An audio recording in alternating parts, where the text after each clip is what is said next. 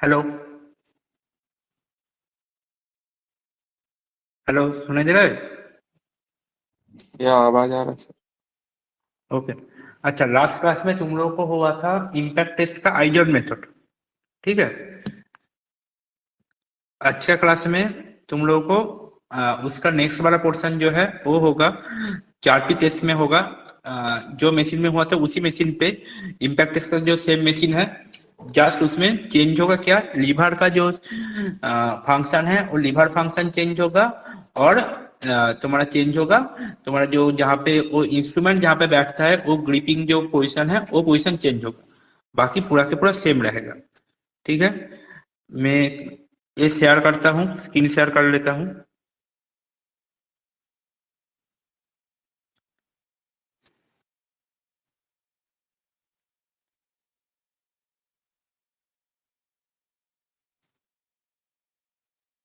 Screen दिखाई दे रहा है?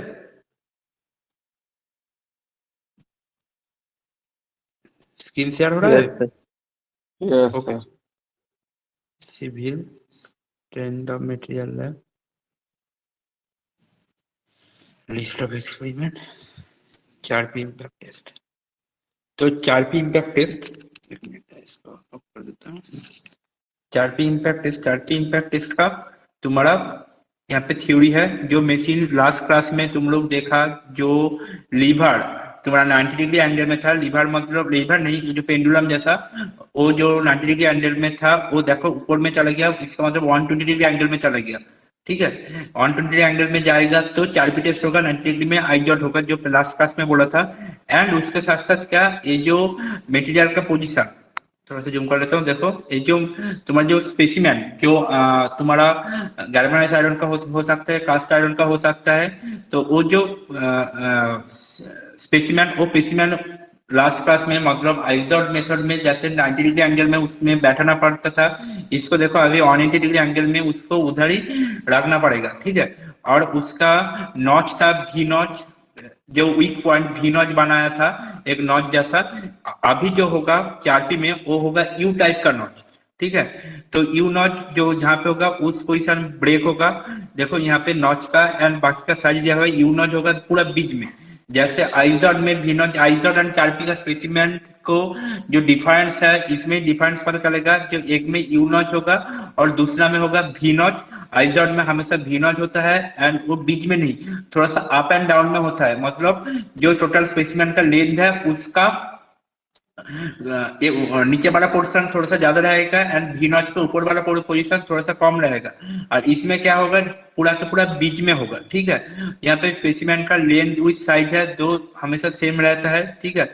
ये 55 होगा तो इसका डिवाइड बाई 2 होगा, जहाँ पे यू नॉच होगा। ठीक है। यू नॉच का सेंटर। ठीक है। यहाँ पे हमेशा यू नॉच होता है। ओके। और इसका जो जैम होगा वो ऐसे रहेगा तुम लोग का। और एक बार आइजॉट मेथड का मैं दिखा देता हूँ, उसका स्पेसिमेन का सैंपल कैसा होगा। जैसे तुम्हारा स्पेसिमेन का सैंपल देख के पता चल जाएगा जो वो नॉच कौन सा है। देखो फास्ट डिफरेंस है, ये जो लीवर जो हैमर है, हैमर का जो लीवर है, लीवर आर्म वो तुम्हारा 90 डिग्री एंगल में रहेगा।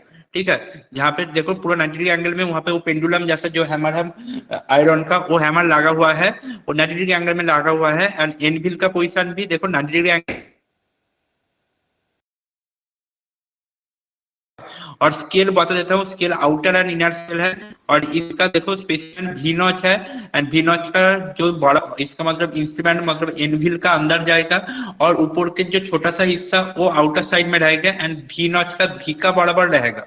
ठीक है। भी बीच में रहेगा और ग्राउंड लेवल का बराबर भी रहेगा।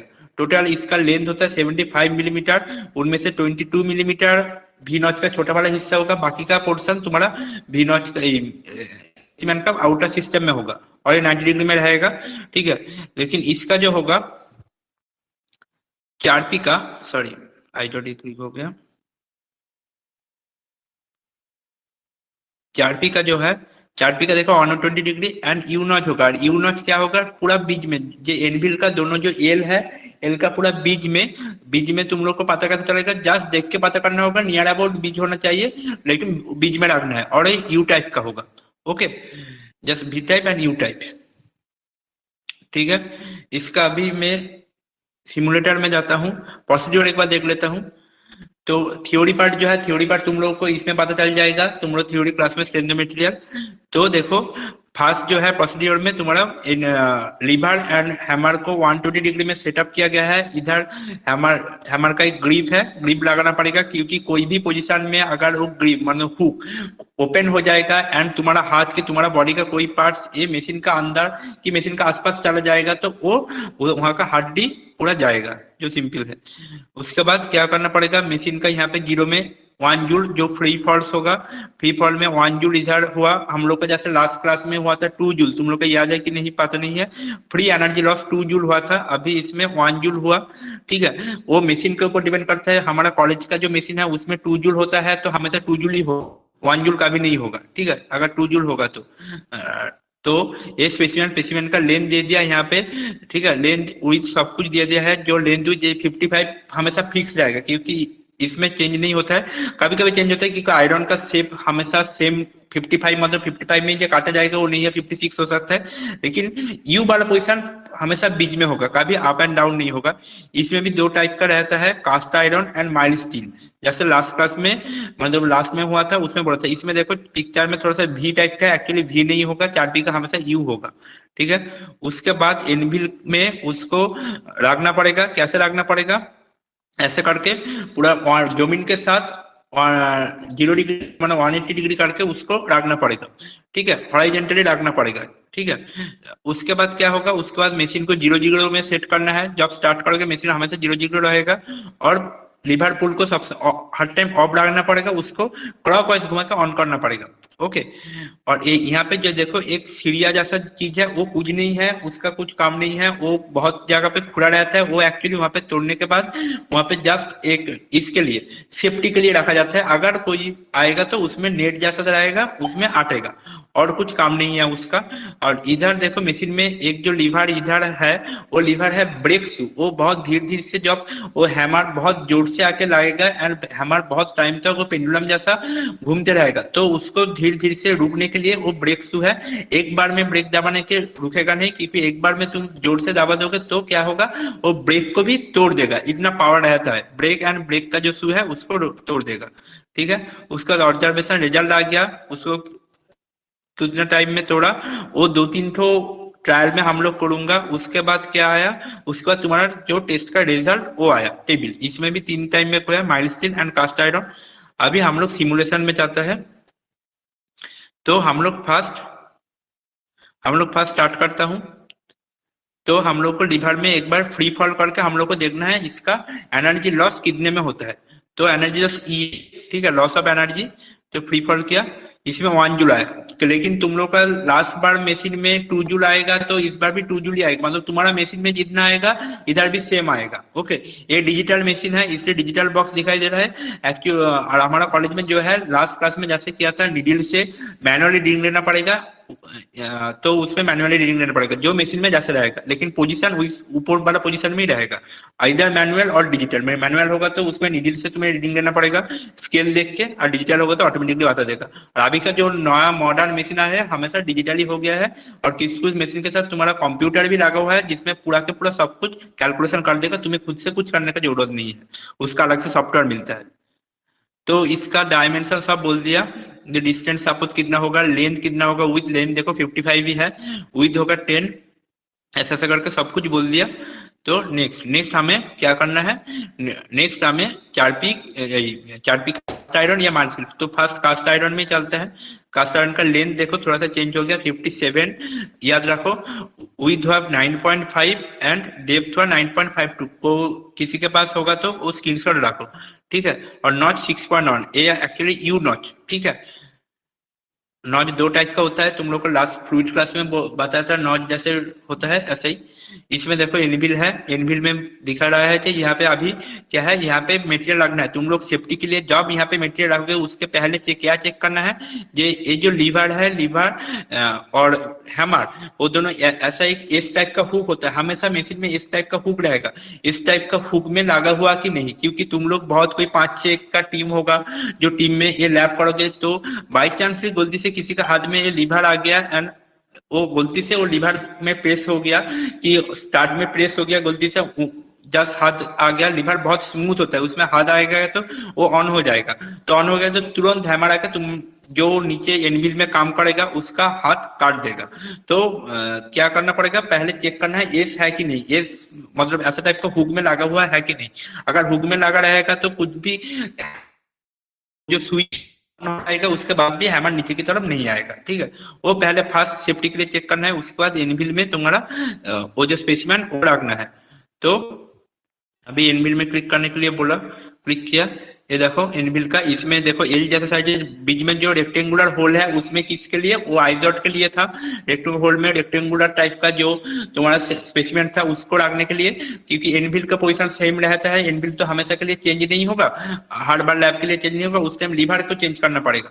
तो इसमें क्या, जो स्पेसिमेन है इसको जस्ट, तो इसको हम लोग देखो पे रख दिया, तो पूरा आया और दोनों साइड में दोनों ये सेट हो गया। और रेक्टेंगुलर पोजीशन बार बार बोल रहा हूँ जो इसके लिए होता है।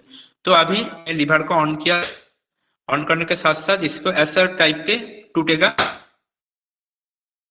जिस टाइम में टूटेगा उस टाइम में वो अलग से चला जाएगा, ठीक है। इसका कितना हुआ, 2 जूल हुआ। सबके पास कैलकुलेटर तो होगा ही, अभी कैलकुलेशन करना है। 1 जूल, यहाँ पे 3 जूल हुआ और 2 जूल हुआ, फेलियर मतलब 3 जूल आया। अभी जो उसको तोड़ा उसमें 3 जूल में तोड़ा तो 1 जूल 1 एनर्जी लॉस था, तो कैलकुलेशन करके है 3 - 1 2 जूल, ठीक है।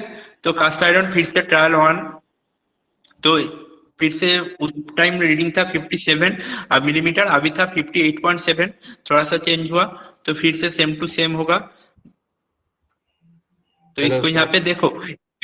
हाँ हेलो। सर, इनरोल कितना लोग का नहीं हुआ है सर, वेटिंग में है।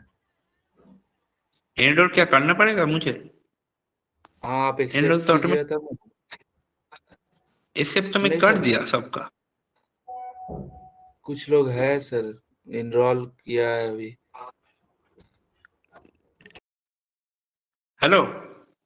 Yes sir. हाँ सबका हो गया, मेरे पास कोई ऐसा वेटिंग में नहीं है, सबका एनरोल कर दिया। Okay sir, thank you sir. क्योंकि मेरे पास नोटिफिकेशन आता है तो मैं एनरोल कर देता हूँ तुरंत। ठीक है सर। जिस जिस नोटिफिकेशन है वो हो गया। Thank you sir.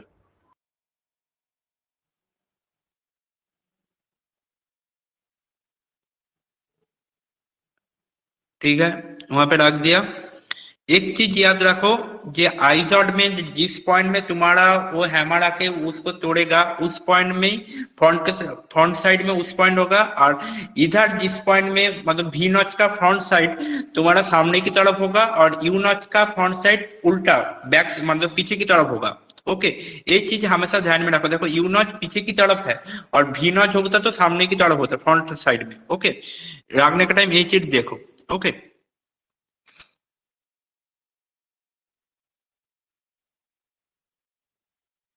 रीडिंग आया इस बार ज्यादा आया, उस बार जैसे 3 आया था, इस बार 7.5 आया, +1 था इसलिए 6.5 हो गया, ठीक है। थर्ड ट्रायल में चल रहा हूँ।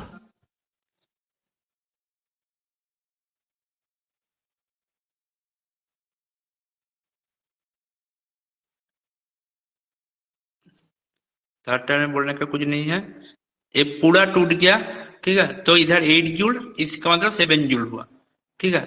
तीनों ट्रायल हो गया, तीनों ट्रायल का मेरा रीडिंग आ गया। कास्ट आयरन का क्या हुआ, एनर्जी लॉस हमेशा 1 था, मशीन का जो होगा वो आइजॉट का टाइम जो आएगा चारपी का टाइम वही आएगा, इधर चेंज हुआ लेकिन ऐसा नहीं होगा एक ही मशीन में पढ़ोगे तो।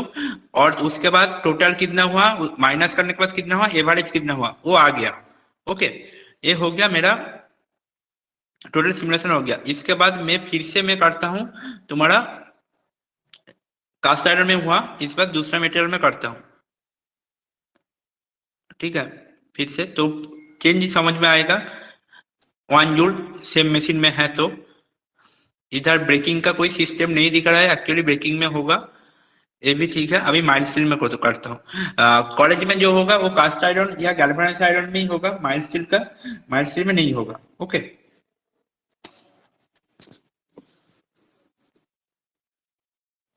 सेम टू सेम उसको रख दिया, ठीक है।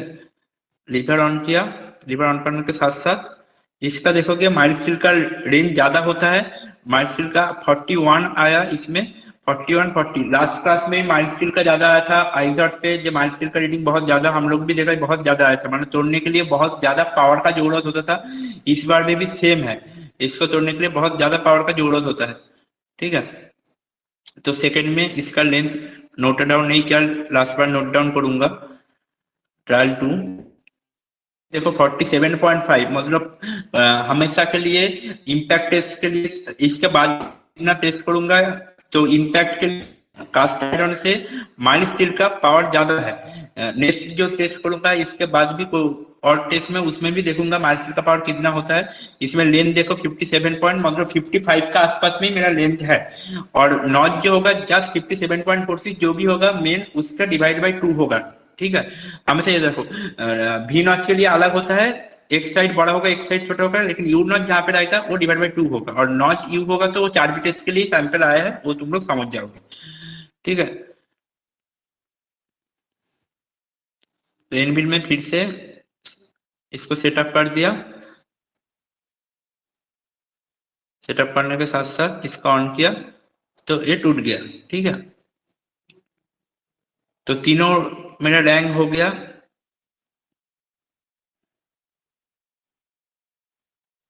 वो ये ब्रोक नहीं हुआ, देखो बाकी पोजीशन में वो जो है हैमर तोड़ रहा था, बट इसमें ब्रोक नहीं हुआ, ओके। मतलब इतना हार्ड है, इसमें ब्रोक नहीं है। तो लास्ट बार में मेरा कोई रीडिंग नहीं आया, 41-40, तो दोनों का एवरेज में मेरा जो रीडिंग आया वो रीडिंग में मेरा हो गया, ठीक है। तो यही हो रहा है, मतलब इम्पैक्ट टेस्ट जो होता है, इम्पैक्ट इसी मेथड में सेम टू सेम इसी मेथड में होता है, और कुछ नहीं है इम्पैक्ट टेस्ट के अंदर। तो दोनों प्रोसीजर में होता है, एक है आइजॉट एक है चारपी, दोनों का डिफरेंस तुम लोग को पता चल गया, ये डिफरेंस क्या होता है आइजॉट में और चारपी में। तो दोनों से बहुत से इस क्लास में चारपी में जैसे मैं कूद दिया था, इसमें भी मॉन्डे टॉन्डे एक बार मैं आइजॉट मेथड में भी आइजॉट में कूद दिया था, चारपी में भी कूद लूंगा, उसमें बहुत क्वेश्चन तुम लोग को मिल जाएगा। एंड तुम लोग का जो कोई कैंपसिंग या बाद में इंटरव्यू उस इस मेटर में बहुत क्वेश्चन आता है कि आइजॉट एंड चारपी डिफरेंस कैसे करोगे। तुम मशीन में देख के आइजॉट चारपी कैसे करोगे, मशीन में देख के कुछ करने का नहीं है। मशीन में अगर लीवर देख के पता चलेगा, लीवर एनविल देख के कुछ पता नहीं चलेगा, क्योंकि एनविल दोनों का सेम होता है, एक में सिर्फ उसको 180 डिग्री में लागना पड़ता है, एक में 90 डिग्री में, लेकिन लीवर देख के पता चल जाएगा। लीवर में कैसे पता चल जाएगा, लीवर में कोई भी लीवर अगर 90 डिग्री में होगा, कोई भी लीवर अगर जमीन के साथ 90 डिग्री एंगल पे है तो उसको वो क्या होगा, 90 डिग्री एंगल में है तो वो क्या होगा, वो होगा तुम्हारा आइजॉट मेथड। और मशीन के साथ कोई भी लीवर तुम्हारा 120 डिग्री में है वो तो फिर वो हो जाएगा तुम्हारा चारपी मेथड। ये होगा मशीन का देख के पता चल जाएगा। रीडिंग अगर डिजिटली रीडिंग आएगा, मॉडर्न मशीन पे डिजिटली रीडिंग आता है और उसमें कोई चेंज करने का जरूरत नहीं है, दोनों मशीन देखना है सिर्फ जीरो पे है कि नहीं। और जो मशीन है उसमें तुम्हें नीडल से मैनुअली रीडिंग लेना पड़ेगा, उसमें भी देखना है मीटर जो है नीडल जो है जीरो पे है कि नहीं। अगर जीरो पे नहीं होगा, मैक्सिमम पुराने मशीन में जीरो पे नहीं होता है, नीडल थोड़ा सा अप एंड डाउन में रहता है, तो तुम्हें वो वाला चीज वो वहां पे एरर आएगा, वो तुम्हें प्लस एंड माइनस करना पड़ेगा जब आएगा। अगर नीडल तुम्हारा 1 से स्टार्ट होता है, जीरो पे नहीं है, 1 या 2 से, तो तुम्हारा जो रीडिंग आएगा उसके साथ 1+2 प्लस करना पड़ेगा। और जीरो से इधर है तो कितना इधर है तो देखना पड़ेगा, तो माइनस से वो प्लस करके माइनस करना पड़ेगा जितना तुम्हारा अपोजिट साइड में जाएगा, ठीक है। तो ये देखना पड़ेगा। और स्पेसिमेन से कैसे पता चल जाएगा, स्पेसिमेन से इसलिए पता चल जाएगा ये स्पेसिमेन जो है उसका यू नॉच है या वी नॉच है, तो वो देखना पड़ेगा। अगर वी नॉच होगा तो वो तुम समझ जाओ जो आइजॉट के लिए है, और यू नॉच है तो चारबी के लिए है। लेकिन अगर तुम्हें बीच में दे दिया, जो वी नॉच दे दिया बीच में ही है, स्पेसिमेन के बीच में, तो फिर भी वो आइजॉट मेथड में जाएगा। और वो जो एनविल है, एनविल के नीचे में कुछ देखे उसको जस्ट एनविल का जो मेन पोजिशन है जहाँ पे, वहां पे बीच में तुम्हारा वी नॉच रखना पड़ेगा। और कहाँ पे रखोगे, वी नॉट जो होगा वो हैमर इस साइड से आएगा, उसका फ्रंट साइड उसका फेस साइड में रहेगा वी नॉट, और यू नॉट होगा हैमर साइड से आता है उसका ऑपोजिट, इसका मतलब बैक साइड में आएगा वी नॉट। यही है बेसिक डिफरेंस दोनों का।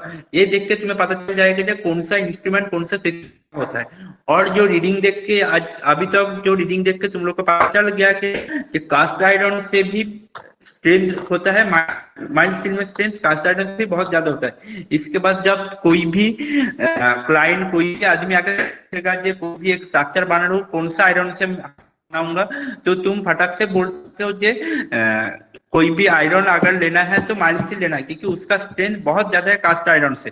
कास्ट आयरन से कॉस्ट भी इसलिए बहुत कम होता है, माइल्ड स्टील से ज्यादा होता है माइल्ड स्टील। लेकिन इसके साथ साथ हम लोग को और भी जो टेस्ट है हम लोग का स्ट्रेंथ मटेरियल का, वो टेस्ट में देखना पड़ेगा कौन सा टेस्ट में माइल्ड स्टील फेल होता है। अगर हर एक टेस्ट में माइल्ड स्टील का स्ट्रेंथ सबसे ज्यादा होगा तो हम लोग किसी को भी माइल्ड स्टील को ही एडवाइस दूंगा कास्ट आयरन से ज्यादा।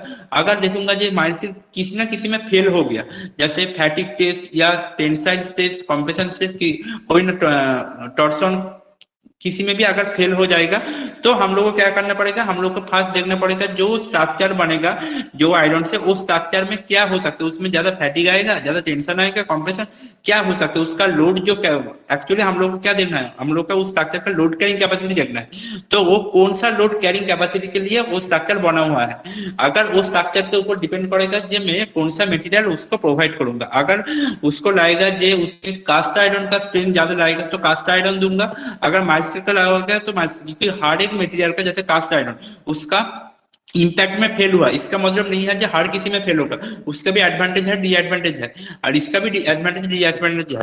तो हम लोग को वो एडवांटेज डिएडवांटेज देखने के बाद हम लोग को पता करना है कि कौन सा मटेरियल हम लोग प्रोवाइड करूंगा। ओके, हेलो तुम लोग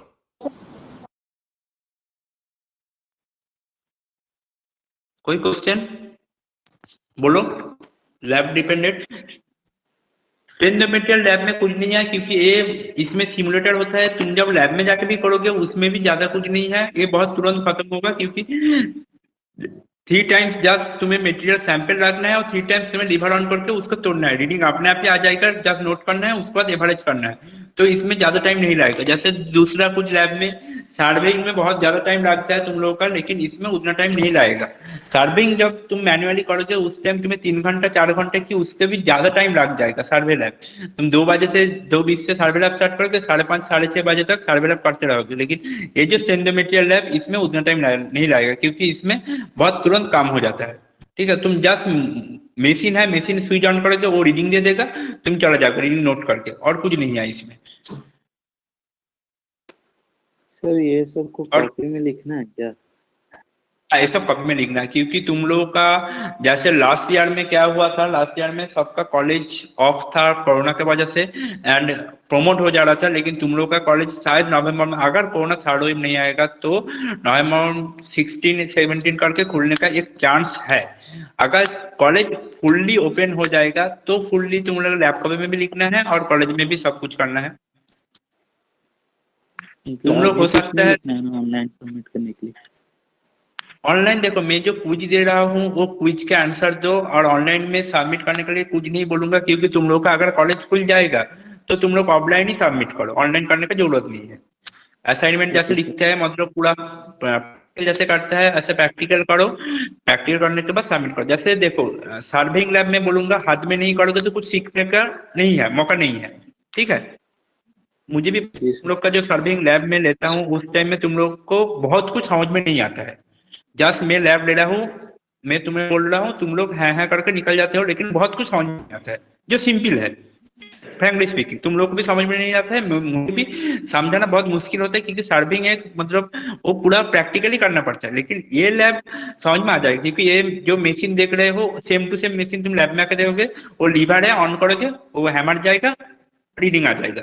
ये ऑनलाइन में करने की जो मिलेगा ऑफलाइन में भी सेम टू सेम है, इतना प्रॉब्लम नहीं है। लेकिन सर्विंग जैसा लैब जो सिविल का मेन है सर्विंग लैब, वो लैब तुम्हें इधर आके मतलब प्रैक्टिकल करना पड़ेगा, इसलिए सर्विंग लैब का तुम लोग आके प्रैक्टिकल ड्राइंग शीट इसमें करो। लेकिन ये लैब ऑनलाइन में कोई प्रॉब्लम नहीं है, लेकिन अगर कॉलेज खुल जाएगा मिल जाएगा तो तुम लोग A4 पेपर में तुम लोग लैब कॉपी लिखना स्टार्ट करो, क्योंकि कॉलेज खुलने के बाद बहुत ज्यादा प्रेशर आने वाला है तुम लोगों के ऊपर। ओके, ये बहुत दिन बाद कॉलेज ओपन हुआ, उधर पूरा टोटल क्लास करना पड़ेगा, अभी तक तो तुम लोग कॉलेज में अभी तक नहीं आया, फर्स्ट या सेकंड ईयर में। कैसे कोई कॉलेज आवाज आया? नहीं आ रहा। बोल रहा हूँ फर्स्ट या सेकंड ईयर अभी तक तो तुम लोग कोई कॉलेज नहीं आया अभी तक? सर नो एक सर, बार बस गए एक थे। मिनट गया था। हाँ, जो मतलब कॉलेज क्लास के लिए कुछ नहीं आया तो अचानक आके क्लास करना पड़ेगा, पूरा दिन रहना पड़ेगा, तुम लोग के ऊपर प्रेशर बहुत आएगा, ठीक है। उसके बाद एग्जाम भी आ जाएगा, क्योंकि तुम लोग को भी पता है, तुम लोग का सिलेबस मतलब पूरा सेशन बहुत पीछे चल रहा है बीट के वजह से। एडमिशन भी लास्ट में हुआ था, डेढ़ में सब कुछ, सेमिस्टर भी सब दिसंबर में होता था, तुम लोग का जनवरी फरवरी में हो जा रहा है ऐसा। तो सिलेबस वो लोग फिर से नॉर्मली लेके आएगा, इसलिए तुम लोग के ऊपर प्रेशर बहुत ज्यादा है। तो लैब का भी लिखना है, तो अगर कॉलेज खुल जाने का नोटिस मिल जाएगा तो A4 पेपर लेके लैब मैनुअल तो मैं भेज रहा हूँ तुम लोग के गूगल क्लासरूम पे, तो लैब का भी लिखना स्टार्ट कर दो, वेट मत करो, ठीक है।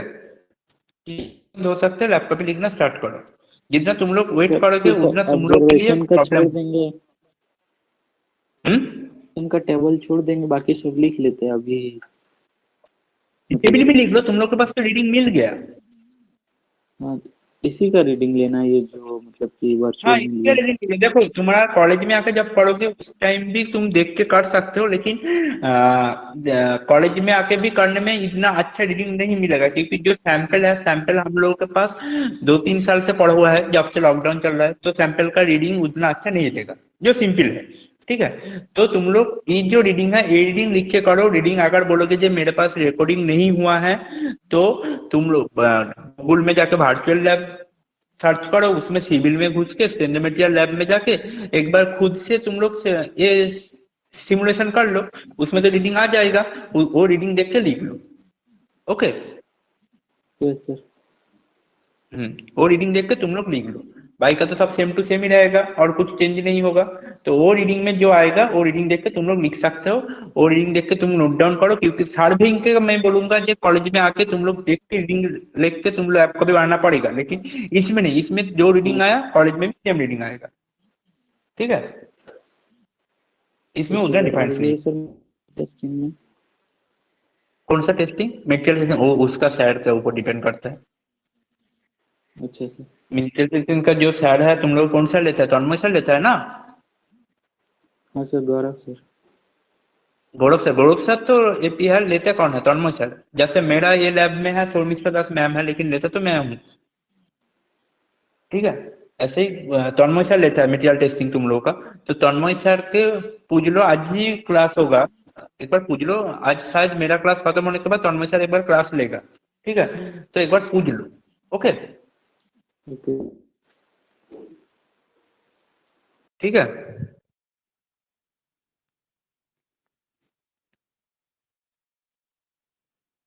पूछ लो।